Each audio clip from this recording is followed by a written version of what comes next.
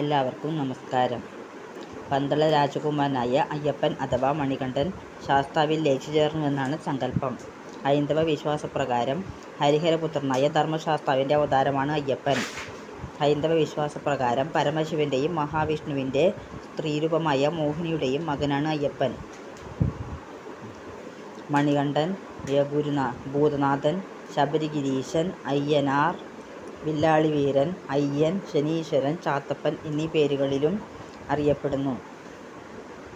ആദിശാസ്താവ്, ധർമ്മശാസ്താവ്, ജ്ഞാനശാസ്താവ്, കല്യാണവരദശാസ്താവ്, സമ്മോഹനശാസ്താവ്, സന്താനപ്രാപ്തിശാസ്താവ്, വേദശാസ്താവ്, വീരശാസ്താവ് എന്നിങ്ങനെ 8 ഭാവങ്ങളിൽ ശാസ്താവ് ആരാധിക്കപ്പെടുന്നു. ശാസ്താവിനെ ആരാധിച്ചാൽ ശനി തുടങ്ങിയ കഠിനമായ ദുരിതങ്ങളിൽ നിന്നും രക്ഷ ലഭിക്കുമെന്നും ആപത്തുകൾ ഒഴിയുമെന്നും ദുഃഖങ്ങളിൽ ആശ്വാസമുണ്ടാകുമെന്നും മരണാനന്തരം ഭക്തൻ്റെ ആത്മാവ് ഭഗവാനിൽ ലയിക്കുമെന്നും മോക്ഷപ്രാപ്തി ഉണ്ടാകുമെന്നും വിശ്വസിക്കപ്പെടുന്നു. ശബരിമല ആദിവാസികളായ ദ്രാവിഡ ഗോത്രങ്ങളുടെ ക്ഷേത്രമായിരുന്നുവെന്നും പിന്നീട് ബൗദ്ധക്ഷേത്രമായെന്നും പിന്നീട് ഹൈന്ദവ ക്ഷേത്രമായി മാറിയെന്നും അഭിപ്രായപ്പെടുന്നു. ശാസ്താവും ചാത്തപ്പൻ എന്ന ദ്രാവിഡ ഗോത്ര ദൈവവും ഒന്നുതന്നെ. അഷ്ടശാസ്താക്കന്മാർ. ശാസ്താവിന് പ്രധാനമായും 8 ഭാവങ്ങൾ പറയുന്നു. ഇവയെ അഷ്ടശാസ്താക്കന്മാർ എന്ന് പറയുന്നു. ആദിമഹാശാസ്താവ്, ധർമ്മശാസ്താവ്, അയ്യപ്പൻ, ജ്ഞാനശാസ്താവ്, കല്യാണവരദശാസ്താവ്, സമ്മോഹനശാസ്താവ്, സന്താനപ്രാപ്തിശാസ്താവ്, വേദശാസ്താവ് എന്നിങ്ങനെ 8 ഭാവങ്ങളിൽ ശാസ്താക്കന്മാർ ഉണ്ട്. ആദിശാസ്താവ്.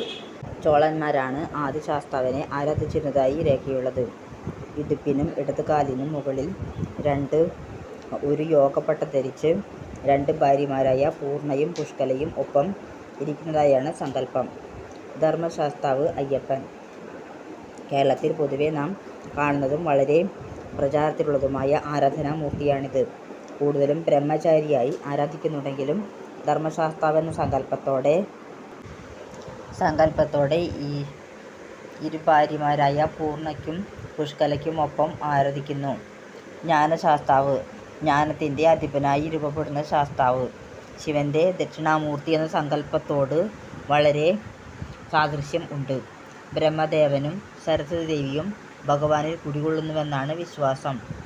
ഭഗവാൻ സരസ്വതിയെപ്പോലെ കയ്യിൽ വീണയും പാദങ്ങളുടെ അരികിൽ വേദങ്ങളും വെച്ച് യോഗാസനത്തിൽ ഇരിക്കുന്നു. കല്യാണവരദശാസ്താവ്. ഇരുഭാര്യമാരോടൊപ്പം ആനപ്പുറത്തിരിക്കുന്ന ഭഗവാൻ സ്വയംവര കർത്താവായി സങ്കല്പിച്ചിരിക്കുന്നു.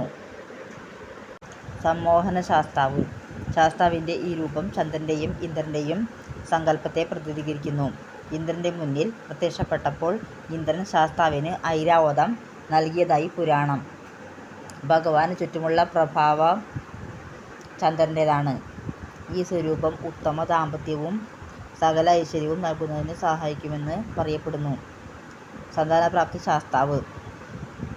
ശാസ്താവിൻ്റെ ഈ രൂപം ശുക്രൻ്റെ പ്രതിബിംബമാണ്. അസുരഗുരു ശുക്രാചാര്യരുടെ മുൻപിൽ ഭഗവാൻ പ്രത്യക്ഷപ്പെട്ട രൂപമാണിത്. സദാ ദമ്പതികളെ കുട്ടികൾ അനുഗ്രഹിക്കുന്നതായി സങ്കല്പിക്കുന്ന ശാസ്താവ്.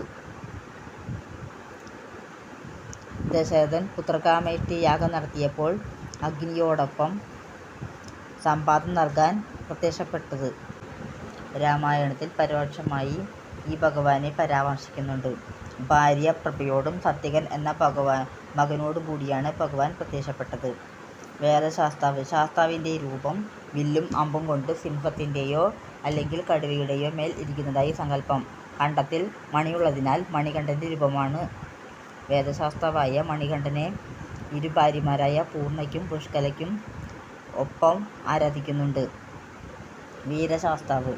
യോദ്ധാവിൻ്റെ രൂപത്തിൽ കുതിരപ്പുറത്ത് ഇരിക്കുന്ന ശാസ്താവ് അഥവാ കിരാതശാസ്താവ്.